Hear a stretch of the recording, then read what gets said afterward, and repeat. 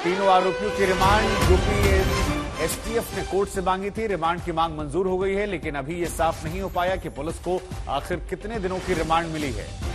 लेकिन फिलहाल जो बड़ी जानकारी निकल कर आई है वो ये निकल कर आई है कि यूपी एसटीएफ ने कोर्ट से इन तीनों की रिमांड मांगी थी और आज इन तीनों को प्रयागराज सीजेएम कोर्ट में पेश किया गया था।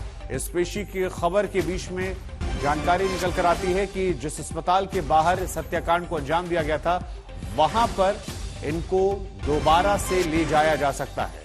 क्राइम सीन को एक बार फिर से पुलिस रिक्रिएट कर सकती है और यह समझने की कोशिश कर सकती है कि आखिर इन तीनों ने इस हत्याकांड को क्यों अंजाम दिया और इसके पीछे हैंडलर कौन था, वो कौन था जिसने इन्हें यहां पर भेजा। क्योंकि जिस पिस्टल का जिक्र हुआ है वो 5 से 7 लाख रुपए की है और इन तीनों के अगर बैकग्राउंड आप देखेंगे तो काफी सामान्य परिवार से आते हैं। ऐसे में 3 लोगों का अलग अलग जगहों से आना, एक जगह पर मिलना, होटल में ठहरना और उसके बाद इस हत्याकांड को अंजाम देना, सवाल कई सारे बड़े हैं और इसीलिए क्राइम सीन को रिक्रिएट कर सकती है पुलिस।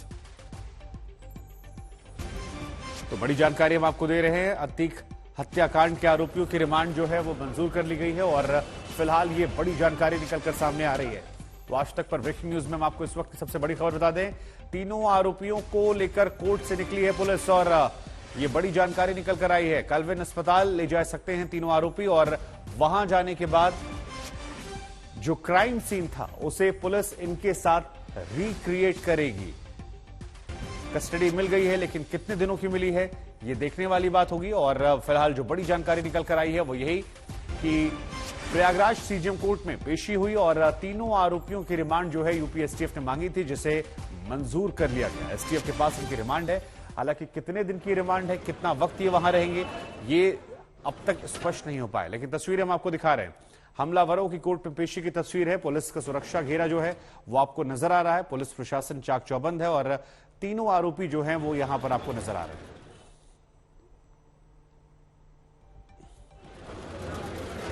तो ये तस्वीरें हम आपको दिखा रहे हैं उस वक्त की जिस वक्त इन्हें कोर्ट में पेशी के लिए ले जाया जा रहा था और महत्वपूर्ण तस्वीरें। मौके पर चौथे शख्स की मौजूदगी का भी जिक्र हो रहा है कि कोई शख्स था जो हैंडलर है जिसने इन सबको यहां से जानकारियां दी।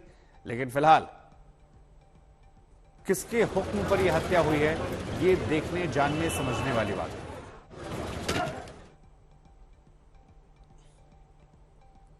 तो बड़ी जानकारी निकल कर आ रही है। अतीक के 3 हत्यारे और सवाल ये कि वो चौथा हैंडलर कौन था।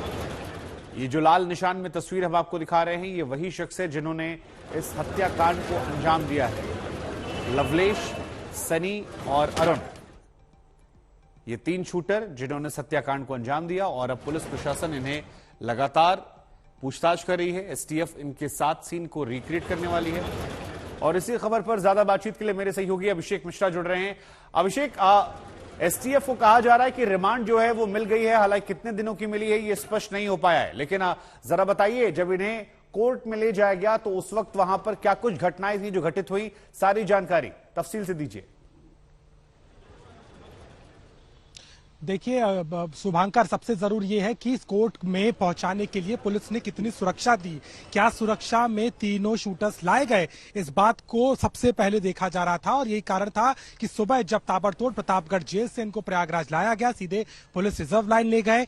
कोर्ट के खुलने से पहले ही 9:20 पर तीनों शूटर्स कोर्ट के अंदर मौजूद थे प्रेमिसेस में, उन्हें अंदर अलग से रखा गया था। जैसे ही कोर्ट में मजिस्ट्रेट आए हैं, लगभग 10:05 के लगभग उनको वहां पर पेश किया गया।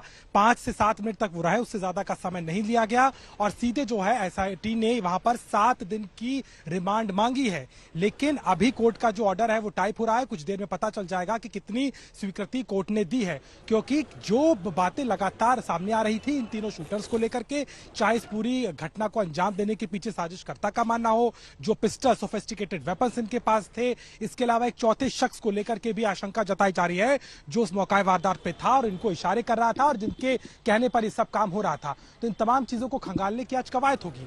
इसमें सबसे महत्वपूर्ण होगी दो चीजें, एक तो पूछताछ के जरिए लगातार रिमांड पर लेकर के टीम जो है एसआईटी की वो इन तमाम पहलुओं को खंगालेगी।